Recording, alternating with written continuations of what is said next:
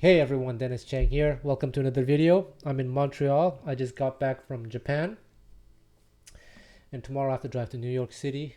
It's a work trip. And apparently today on November 1st, it's Dog Day in Japan because in Japan the calendar reads 11/1, November being 11 and the first day, and then 1/1/1. Because in Japan, apparently dogs don't go woof woof woof; they go wan wan wan. So it's Dog Day in Japan. Hoyo! So that was some random information. Today, I wanted to make another video about technique again. I've made videos about this topic before, but here it is again, looking at it from a different angle. I'm making it because I get questions a lot about technique, how to develop technique, and all that.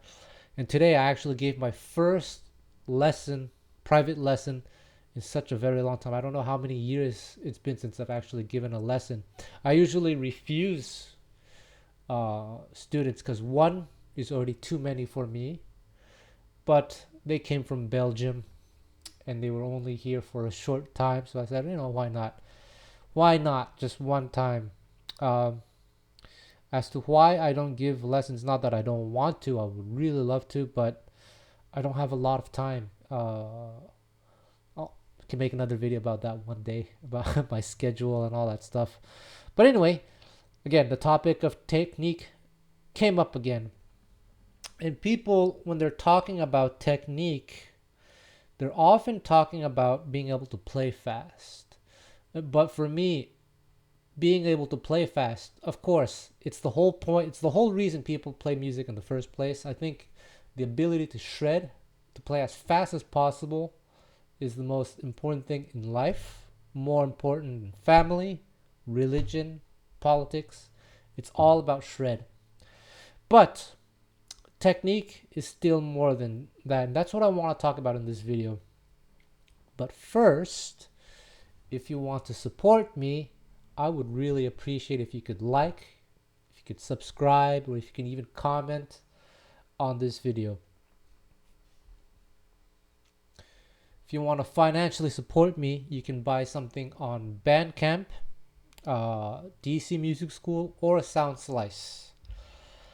And actually, I just wrote, not just wrote, a month ago, I wrote a book on gypsy jazz picking, which will be hopefully published before the end of the year. I don't know when the publisher is going to publish it, but it's something I'm very excited to release. It's something that I actually wrote in like 2 or 3 days, because it's something I've been writing in my head for so many years, and I'm really excited to release this book. I'll post more about it once.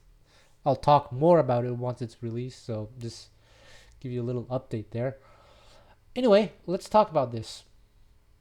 This guitar is a piece of crap. I paid about $350 Canadian for this guitar, but it's kind of fun.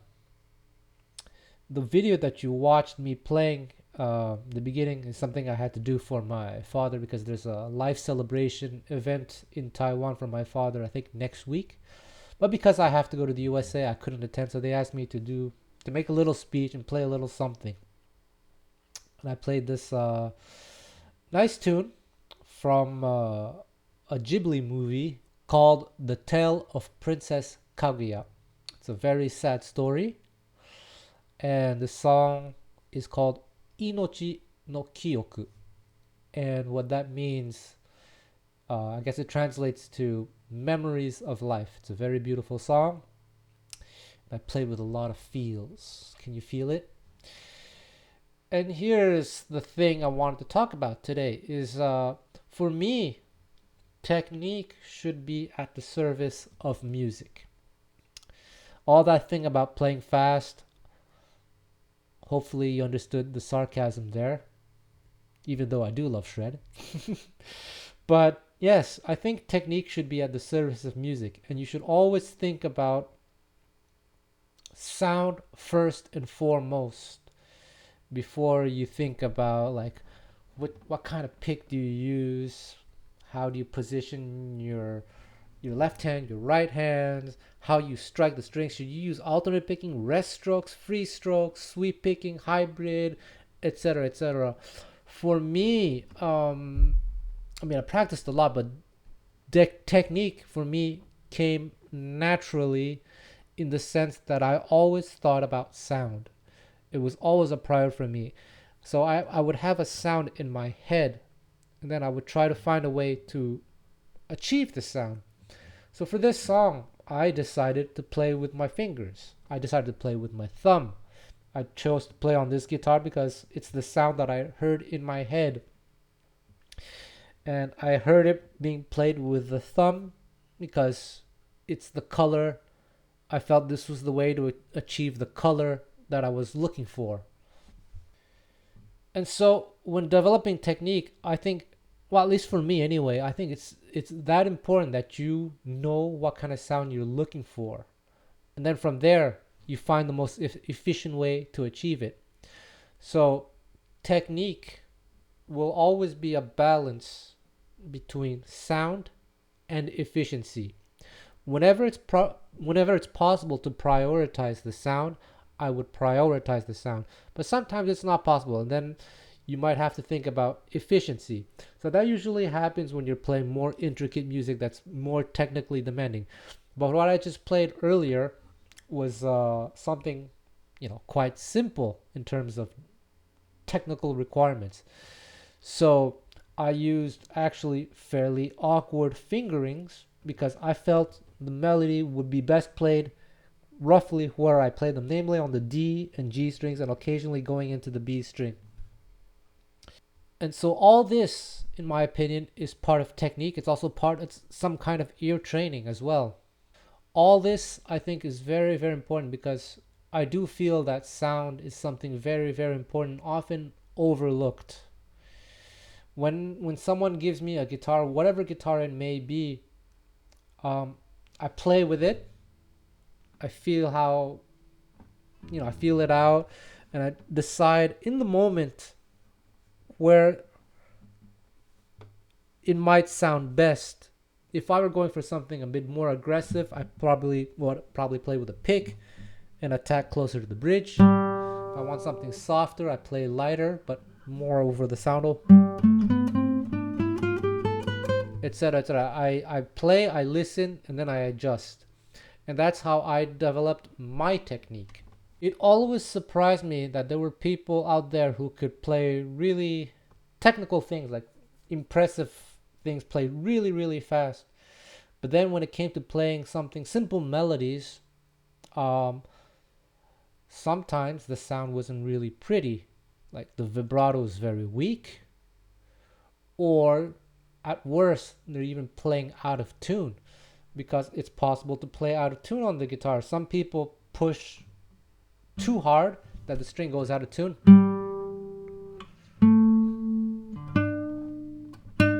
You hear that? And then I've even seen people play like this. Let's say you have to play this. I've seen people do this because they somehow, for some reason, they push the string up or down just because maybe they're pushing too hard. I've seen things like, it's a bit of an exaggeration, but these are things that I've witnessed before. And I've also seen people just not really think about sound, and therefore they just play it wherever they want, like in terms of fingering. Like if I were playing something like this, ooh, I love how out of tune it is. Well, you can play it there, and you can try different colors. You can play with the fingers, you can play with the pick, play here to here, but you can try different positions. How about here? How about here? With a harmonic, These are things I try to visualize in my head before I play. So it's happening in the moment. It's really beautiful how out of tune the guitar is. There, a little bit better. And that's precisely what you heard me doing when I was playing this tune earlier. It's supposed to be a vocal melody, and I tried to have this kind of vocal like quality to it, and I played it with these awkward fingerings when I could have just done,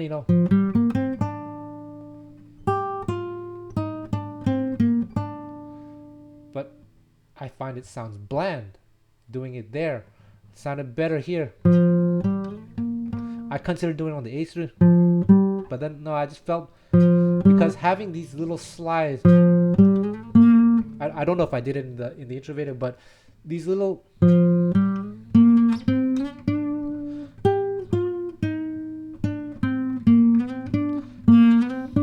I got this from listening to violinists. Yeah,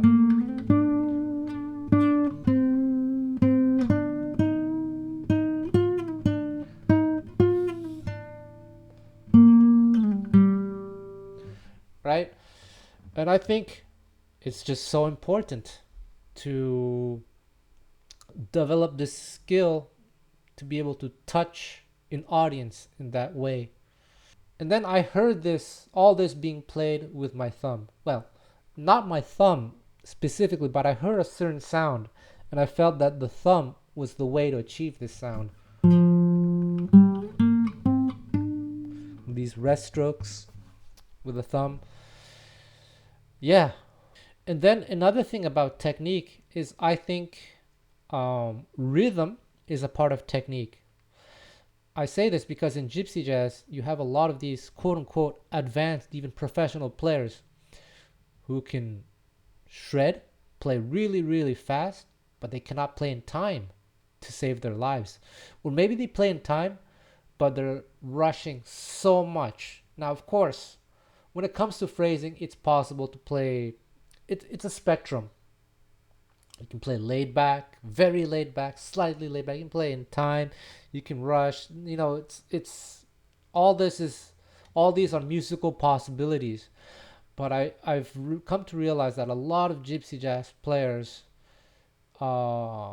tend to rush a lot, like really, really, really hard, but they're not aware of it, and they rush a lot because when you get good at this so-called gypsy jazz technique, it's just so easy to play fast that you're no longer in control of the tempo, and that's especially happens a lot in rhythm playing. I've been in so many situations where all these players have no idea how much they're speeding up.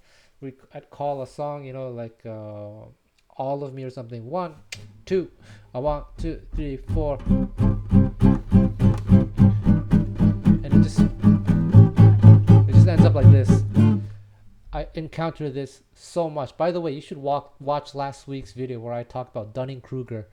But this lack of awareness is something that I really wish I could change in people, so that they can make better music, so they can think about musicality, they can be self-aware about such things, because these are things that matter so much to the highest caliber musicians.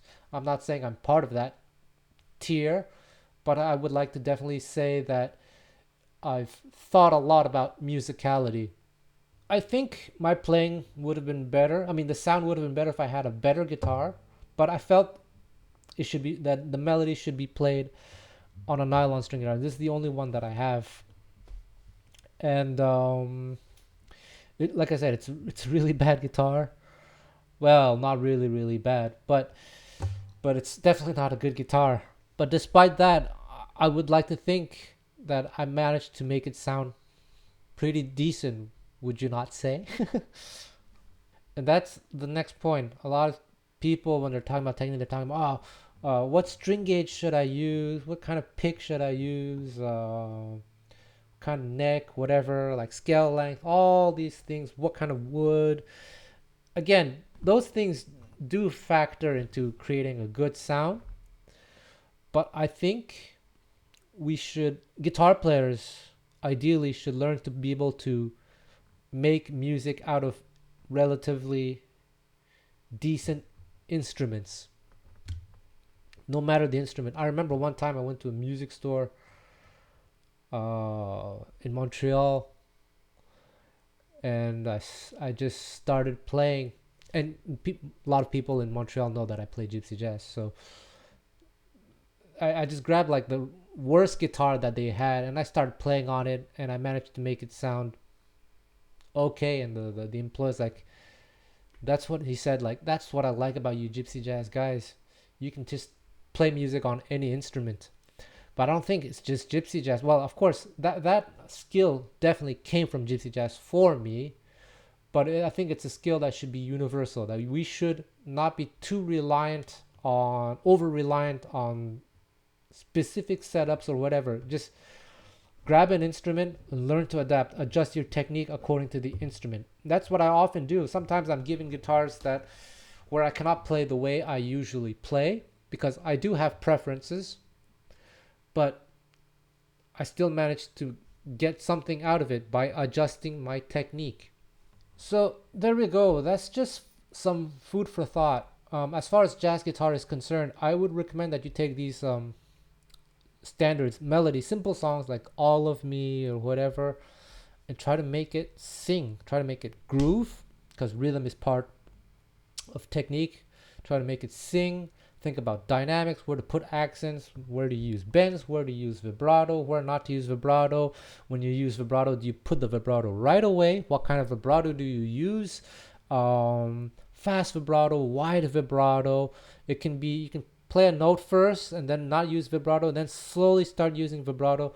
There are so many possibilities, and these are things that you just have to hear in your head. You have to listen to a lot of music and listen so very carefully to way your favorite artists are painting the sounds.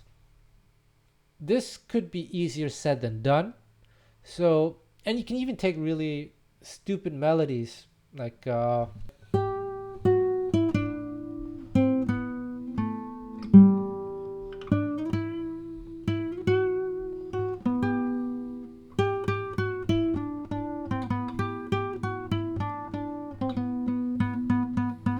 see, staccato. This is all part of the way you paint sounds. Record yourself and listen very carefully. Be very, very honest. Does it sound good? Can it sound better? What can I do to make it sound better? Change the fingerings, change the dynamics, change, different things. And there we go. That's where all of my technique comes from. Beyond, like angle, which angle should I use? Would I use 3 fingers, 4 fingers, blah, blah, blah, blah. I always try to prioritize sound first and foremost. There we go. Leave a comment. Wang wang.